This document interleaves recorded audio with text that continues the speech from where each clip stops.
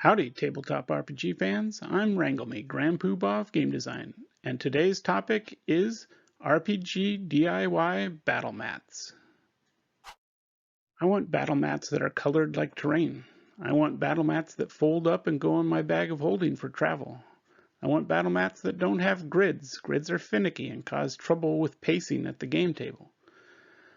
I make battle mats out of 24-inch colored felt circles to solve all these problems. Other terrain videos will suggest using Lazy Susans or pizza pans for terrain. They just aren't portable enough for me and take up room when I have to store them.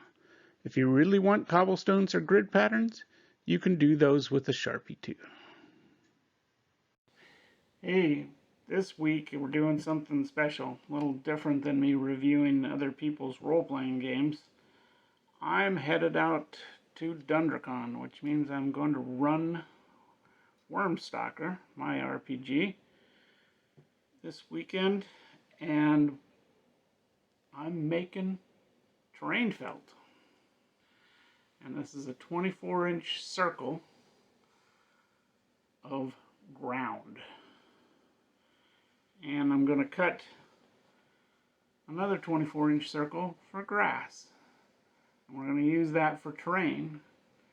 I have simplified terrain greatly in my RPGs to the point where I have the arena, the battlefield, the part that you can attack people and engage with people, including ranged or melee, and what's outside the circle. And that's all out of range. You're off the stage, you're not part of the combat anymore. When you move, you can move out of range, you're off the stage, or you're on one of these circles. Then you can attack anybody that's on the circle with you as part of your movement and your attack.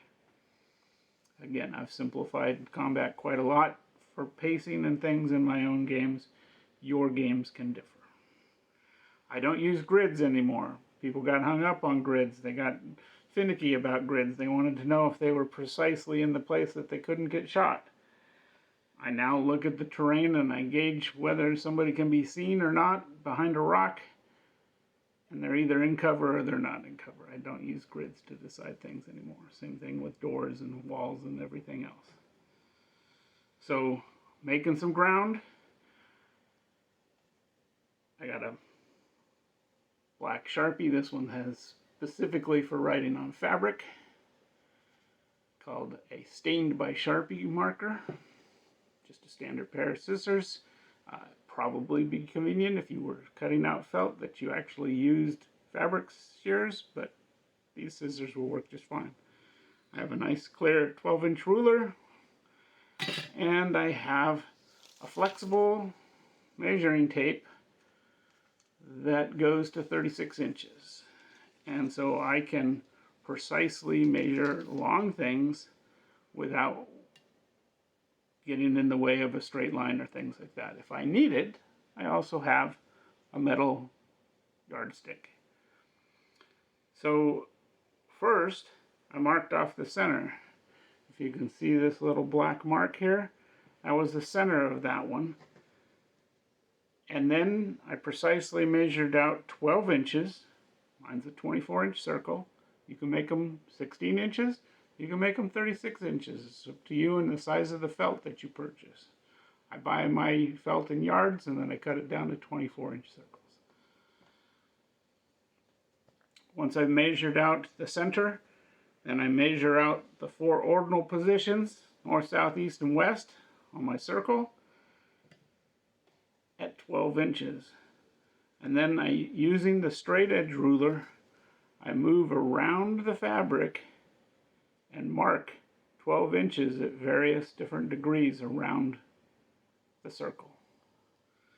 When I'm done, I end up with a piece of fabric that has a lot of little edge marks on it, and then I use my scissors to trim out along that circle.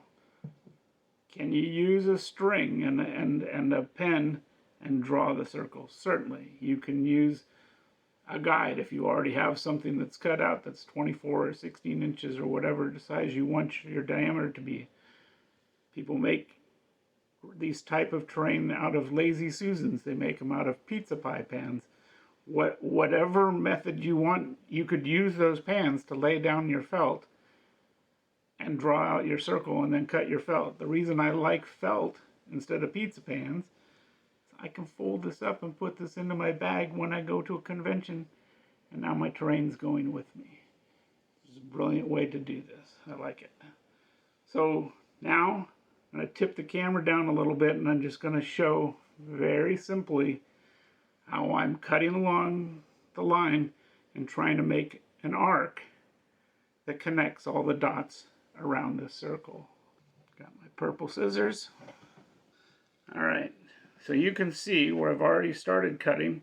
You can see there's a mark here, there's a mark here, there's a mark here, there's a mark here, and there's a mark here. Maybe you can't see that mark in the camera. How about that one right there? So what I'm going to do is move between my marks in a curve. I don't draw the entire circle because I don't want a black line over every part of my fabric. Fact is, it's going to be on the back when people are playing anyway, so it wouldn't hurt to draw a circle if you're not careful about how you cut and you want the line on there all the time. So what I do is I say this distance, whatever this is, maybe 4 inches, I'm going to cut a straight line, and then I'm going to adjust the angle of my scissors and cut another slightly straight line, and then I'm going to adjust the angle of my scissors, and each time I'm getting slightly closer to the next mark, and I hit that mark.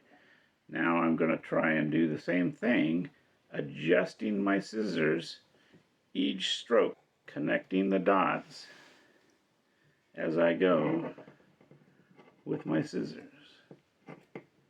I'm simply trying to make something that approaches a circle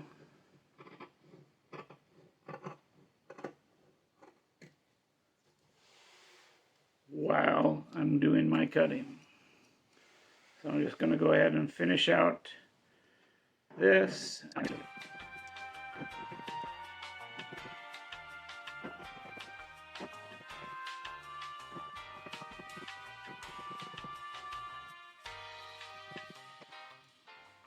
Alright, I've roughly cut out my circle, and you may notice that there are a couple places where the edges are slightly more angular. It's not quite as an arc like, and I can see that now that I finished cutting that off. So I just come in here with the scissors and I trim those little places where there's some jaggies on the circle so it looks more circular.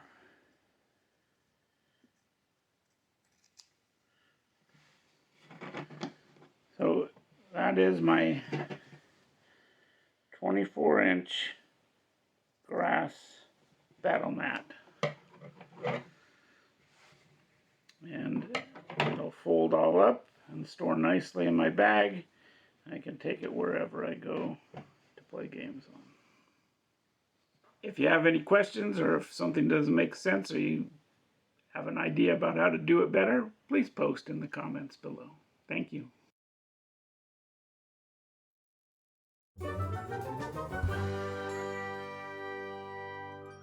Thank you all for watching this episode. Hit like, subscribe, or ring the bell, or Booger will get you. If you want to see more videos like this, go to hopspush.com and buy an RPG or t-shirt. Do good, annoy evil, and bye-bye.